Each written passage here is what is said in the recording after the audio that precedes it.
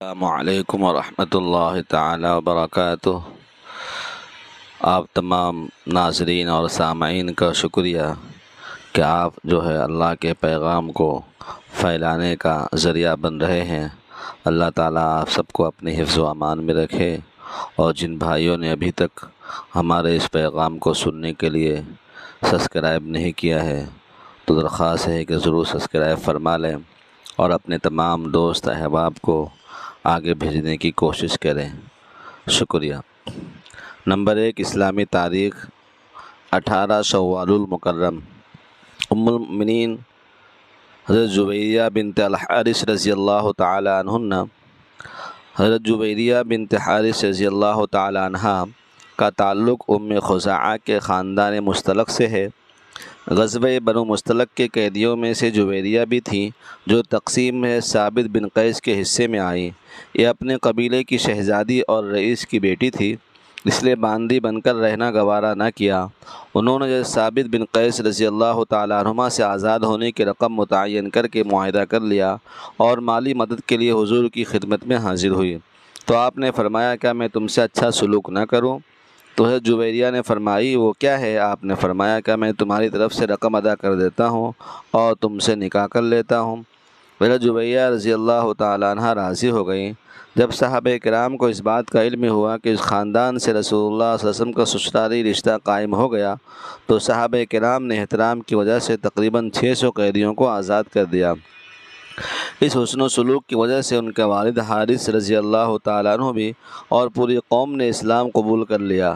اسی لیے حضرت عائشہ رضی اللہ عنہ فرمایا کرتی تھی کہ میں نے کسی عورت کو جویریہ سے بڑھ کر اپنی قوم کے حق میں مبارک نہیں دیکھا۔ وہ بڑی عبادت گزار، دیر تک دعا میں مصروف رہنے والی اور نفل روزے رکھنے والی خاتون تھی۔ انہوں نے سن 65 ہجری میں وفات پائی۔ مدینہ کے گورنر مروان بن حکم نے جنازے کی نماز پڑھائی اور جنت البقیع میں دفن کی گئی۔ نمبر 2، حضور کا معجزہ۔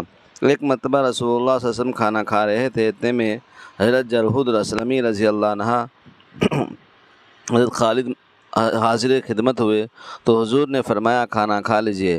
حضرت جرہد رضی اللہ تعالی عنہ کے دائیں ہاتھ میں کچھ تکلیف تھی، لہٰذا انہوں نے اپنا بایاں ہاتھ بڑھایا تو اللہ کے رسول نے فرمایا دائیں ہاتھ سے کھاؤ۔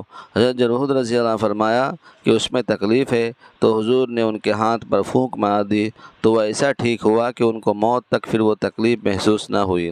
نمبر 3، ایک فرض کے بارے میں سامان کا عیب ظاہر کرنا۔ ایک مرتبہ رسول اللہ صلی اللہ علیہ وسلم گلے کے ایک ڈھیر کے پاس گزرے، آپ نے مبارک ہاتھ اس ڈھیر کے اندر داخل کر دیا تو آپ کی انگلیوں نے گیلاپن محسوس کیا۔ آپ نے اس گلے بیچنے والے سے فرمایا تمہارے ڈھیر کے اندر یہ تری کیسی ہے یعنی بھیگی ہوئی کیسی ہے؟ اس نے کہا رسول اللہ اس پر بارش کی بوندیں پڑ گئی تھی۔ آپ نے فرمایا اس بھیگے ہوئے گلے کو تم نے اوپر کیوں نہیں رکھا تاکہ خریدنے والے اس کو دیکھ سکتے؟ سنو، جس نے دھوکہ دیا وہ ہم میں سے نہیں۔ خلاصہ یہ ہے کہ جو سامان بیچا جا رہا ہے اگر اس میں کوئی عیب ہو تو اس کو ظاہر کر دینا، یعنی خریدنے والے کو بتا دینا ضروری ہوتا ہے۔ نمبر 4، ایک سنت کے بارے میں رسول اللہ صلی اللہ علیہ وسلم کثرت سے یہ دعا فرماتے تھے اللہم ربنا آتنا فی الدنیا حسنہ وفی الآخرۃ حسنہ وقنا عذاب النار۔ اے ہمارے رب ہمیں دنیا و آخرت میں بھلائی عطا فرما اور دوزخ کے عذاب سے ہماری حفاظت فرما۔ نمبر 5، مسواک کر کے نماز پڑھنا۔ رسول اللہ نے فرمایا مسواک کر کے پڑھی جانے والی نماز بغیر مسواک کیے پڑھی جانے والی نماز سے 70 گنا افضل ہے۔ نمبر 6، گناہ کے بارے میں قرآن سننے سے روکنا۔ قرآن میں اللہ تعالیٰ فرماتا ہے ایک کافر ایک دوسرے کو کہتے ہیں کہ قرآن مت سنا کرو اور اس دوران شور مچایا کرتے ہیں، امید ہے کہ اس طرح تم غالب آ جاؤ گے۔ ان کافروں کو ہم سخت عذاب کا مزہ چکھائیں گے اور یقیناً ان کو برے اعمال کا بدلہ دیا جائے گا جو وہ کیا کرتے تھے۔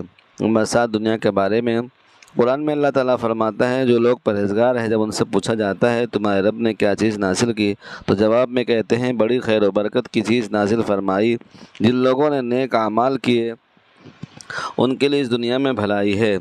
نمبر 8، آخرت کے بارے میں رسول اللہ نے فرمایا قیامت کے دن کافر اپنے پسی میں ڈوب جائے گا یہاں تک کہ وہ پکار اٹھے گا اے میرے رب جہنم میں ڈال کر ہی مجھے اس سے نجات دے دیجیے۔